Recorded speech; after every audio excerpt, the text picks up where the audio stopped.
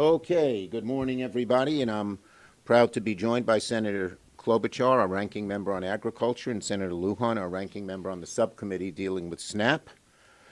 So look, right now we're staring down the barrel at two crises at once, a healthcare crisis and a hunger crisis, and both are caused by one man, Donald Trump. We're now 3 days from open enrollment. Today, the window shopping begins. People are going to see drastic increases in their health care costs. People are going to sit at the dinner table Friday night with a hole in the pit of their stomach and saying, how are we going to do this? We can't afford another $4,000 or $5,000 a year, $10,000, even $20,000 in some cases for health care. How are we going to do without health care, but how are we going to pay for health care? And now, for the first time in history, a president, Donald Trump, is refusing to fund SNAP during a shutdown. 42 million Americans, hungry children, middle-class families someone's lost the job, veterans, senior citizens who struggle to pay for their food. All of these people will lose their SNAP benefits, not because the money's gone, not because it's not permitted, because Donald Trump ordered it stopped. Donald Trump is a vindictive politician and a heartless man. Let's be clear, this does not need to happen. Never before, under any president, Democrat or Republican, has SNAP been cut off in a shutdown, and Trump knows he can do it. Here's what he said. Yeah, everybody is going to be in good shape. Yup. Donald Trump, when asked if he would fund SNAP next month, that's what he said this October. But then all of a sudden, seeing how badly they're losing on health care, he decided to use these 42 million innocent Americans as pawns. Back in 2016, here's Sonny Perdue, the agriculture secretary. They funded it under Trump. In the last shutdown, rather 2019, January 8th, 2019. They funded it. So don't believe the bull, and I hope in every story you will write that they can fund it on their own. And I'll tell you something else. John Thune is responsible. The Hawley bill now has 11 Republican co-sponsors and many, many Democrats, including myself, Senator Klobuchar, and Senator Luján. We have all co-sponsored the Hawley bill. Today, tomorrow, if John Thune would put it on the floor, it would pass overwhelmingly. But he's afraid of Trump. He's going along in this heartless, cruel thing with Trump. Just a few weeks ago, Trump's own U.S. Department of Agriculture confirmed it had $6 billion in emergency funding to keep food aid flowing. When asked about SNAP at that point, here's what he said. Yep, everybody's going to be in good shape. That means he's got the money, folks. And these Republican lies, plain and simple, that they don't have the money, are lies. But they're vicious lies. They're hurtful lies. They're harmful lies. Okay? Last Friday, all of a sudden, Trump ordered that the USDA delete the plan and refuse to use the money. No reason, no explanation, plain cruelty. Cruelty that even Trump back in 2019 didn't do, but he's gotten so much worse and so much meaner and so much more desperate because he knows the American people are turning against him on health care and, as Amy will mention a little later, on SNAP as well. So Trump is weaponizing hunger. He's turning millions of children and seniors and veterans into political pawns. He's choosing politics over people, cruelty over compassion. And let's be clear about this. They've been on a crusade. The Republicans have been on a crusade against SNAP all year. They slashed it by $200 billion this summer to pay for their tax cuts for billionaires. So they've never wanted SNAP, and they don't want it now. But as again, they're using these 40 million innocent people as pawns. It's a disgrace. they can end it right now. Amy. Thank you.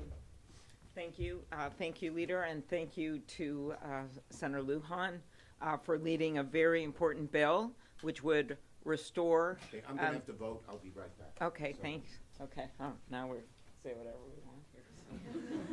That could yeah, there we are.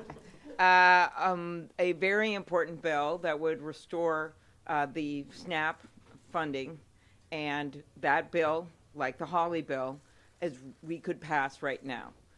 Senator Luján's bill that I'm co-sponsoring with him, he's the lead of the subcommittee on agriculture, actually includes WIC as well, so I'm partial to it. But the point is that both bills we're supportive of. And so Senator Thune should call these bills up. He should call both of them up immediately, and as Senator Schumer said, they would pass. So that's why this is such a false crisis. Why is it actually a crisis? Because the House isn't here. So if we pass the bill because they're afraid to vote on the Epstein files, it will sit over in the Halloween candy jar of Speaker Johnson, where, by the way, the candy is 10% more expensive because of the Trump tariffs. Secondly, that money, as Senator Schumer has explained, is there. There is $6 billion with a B, dollars that are set aside in a contingency fund for things like this. And one of the things that really bothers me about this is that they clearly knew that this could happen, and they actually had on their website, and I know many of you have seen this, a plan that was not issued under the Biden administration. It was issued under the Trump administration, and we screenshot it, so we have it. No one denied that it was out there. It's now magically disappeared like the East Wing. And it says this. It says, the receipts were these. This plan said, congressional intent is evident, congressional intent, that SNAP's operations should continue during a shutdown, and multi-year contingency funds are also available to fund participant benefits in the event that a lapse occurs. So there it is. We would call that a smoking gun in my old job as a prosecutor. They had it on their own website. They took it down at the administration's direction. So they have the money there, or they can fund it through legislation. So let's just make that clear. Then let's go to the second question. Why are they doing this now? I guess we could ask the same question. Why did Trump pardon George Santos when a lot of people in the Republican side in the House never would have wanted that to happen? Why did he suddenly ask for $230 million from the Justice Department? Why did he say he was going to run a third term and then back down? Steve Bannon put it out there. Why are all these things happening? Dominate the news every single day.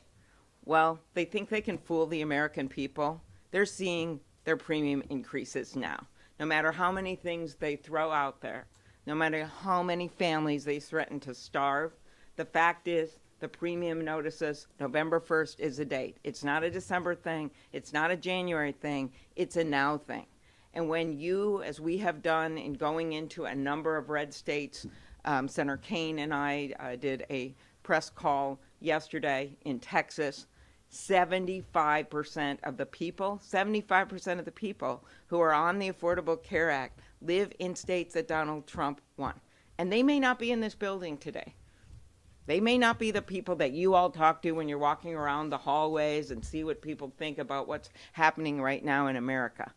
But the people out there, they know their costs are up, they know that chaos is up, they know that corruption is up. And healthcare is the major driver of their costs. But you add in their garden equipment, tools, audio equipment, these numbers are skyrocketing right now because of the Trump tariffs and because of the inability to even come to the table to talk about health care with us. He's off flying around, meeting with all these foreign leaders, negotiating with them, doing photo ops, while we're here in this building waiting for him to call up our leaders to go and negotiate on this, the thing that is the number one thing on Americans' minds, and that is their costs and the cost of their health care.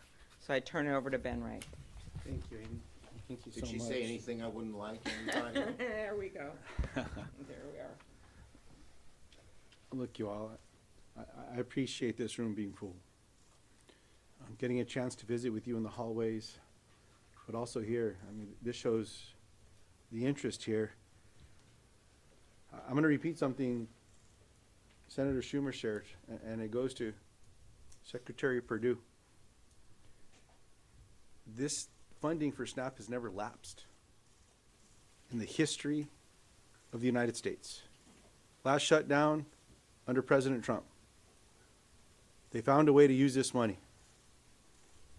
As a matter of fact, the contingency fund this year was already utilized to pay for staff for SNAP. They already tapped it once. And that plan that Senator Klobuchar talked about, here it is. Why would this magically disappear from the website? And why Speaker Johnson lying to the American people saying, oh, the law does not allow for this to happen?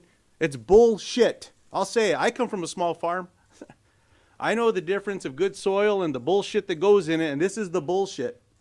Taking these plans down to try to lie to the American people and justify why it's okay for people to go hungry. 40 million people, plain and simple. 40 million people that are going to miss a meal in the United States of America.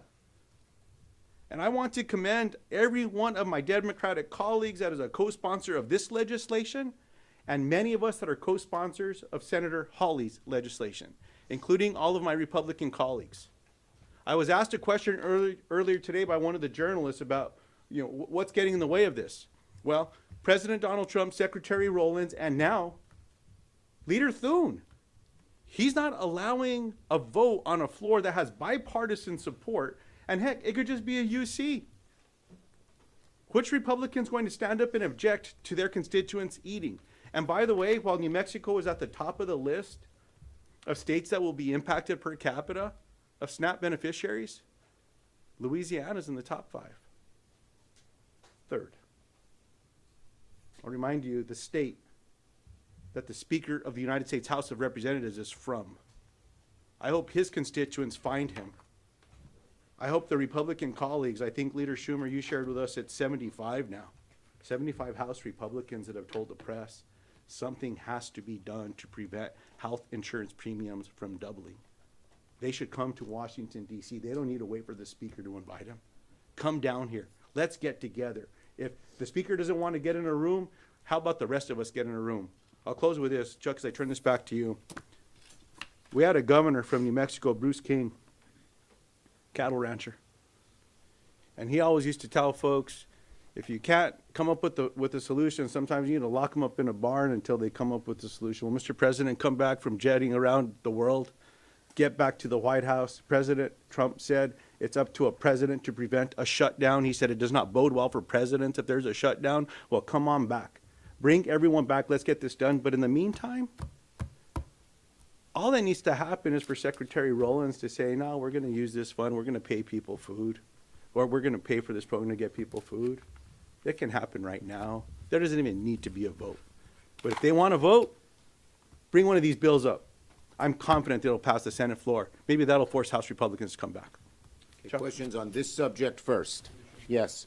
You've said that there are legislative solutions. Obviously, you said that the administration should tap into the contingency fund. But come the weekend, if SNAP does run out, tens of millions of Americans will go hungry. Are you getting a sense from your Democratic colleagues that the pain of that and other aspects of the shutdown might outweigh this fight? My Democratic colleagues are united in the fact that Trump and the administration can do this, not this weekend, tomorrow, today, right away.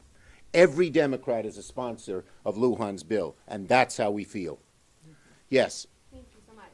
Irrespective of the dispute on whether USDA contingency funds can be used for SNAP benefits. It is not, wait a minute, excuse me. It is not a dispute. It is fact they can use it, and the Republicans say it. Okay, but there's, only 5 or 6 billion, and it's not cost $8 billion monthly just to administer. I mean, if anything, it would only last. It does not cost 5 or 6 billion to administer. There's enough money to start feeding people right away. 6 billion's a lot of money, and they're using it for other things. 20 billion for Argentina, hundreds of millions for Kristi Noem's plane. Who are we kidding here? Yes. What happens once it runs out? If it only lasts 2-3 weeks, do Democrats fold then? The bottom line is they can fund it just as in 2019, just as in other shutdowns, for a long period of time. And they also, if Go ahead. the contingency fund, which is $6 billion, which gets you nearly a month, 3 weeks, runs out, then they can pass Senator Lujan or Senator Hawley's bill, both of which we support, we know that there'll be 60 votes for that. Why aren't they calling it up? They're not calling it up because the House isn't here to pass it. That's the way it works. The House would have to come here. They probably would have to vote on the Epstein files, but they're choosing to let kids go hungry instead of having to vote on the Epstein files. There's no doubt about it. They have been out for 6 weeks on vacation. Just think, if they have all this money for Argentina and all this money for other things, they have enough money to keep funding SNAP, and they know it. And I just want to say what Lujan said. Johnson just lies. He lied about on immigration, on the undocumented. He's lying about this. He just outright lies, plain and simple. It is not illegal, and his own president has done it. Yes. Are talks ticking up as Boone indicated? Is there any conversation, any negotiation whatsoever happening behind the scenes? And if so, can you enlighten us on Yeah, there are occasional talks between Democrats and Republicans on this issue, but our Republican colleagues don't seem to be offering anything different than what their leadership has had so far. We hope that will change. Yes. Thank you, Mr. Leader. Understanding what you're saying about Republicans' options here for SNAP and the contingency funds, are you saying Democrats have no responsibility for the fact that We are saying the SNAP is not funded? We are saying the Republicans can fund it now, and they're using these people as hostages. Plain and simple. Next. That's the answer. The answer is they can fund it right now. Okay? Right now. Leader Schumer, on SNAP and on healthcare broadly. And by the way, we don't want to pit health care and food. They do. We think you can have both. Yes. On SNAP and on the ACA, Leader Boone said yesterday he had just spoken to President Trump and that the president would be willing to sit down with you next week to talk about ACA subsidies. Is that an acceptable offer for you? If the government opens, by the way, is that an acceptable offer for you? We've always said, they always say, do it later. Do it later. Later, to quote Martin Luther King Jr. in his letter from the Birmingham jail, means never. They have had since March to do this. They've voted 3 times against it. So this idea, do it later, been there, done that. We have to do it now. The window opens. Thank you, everybody. On this subject? Look, the bottom line is very simple. I have a good relationship with him, and we're continuing to talk. The vote is on Tuesday. What are you going to do?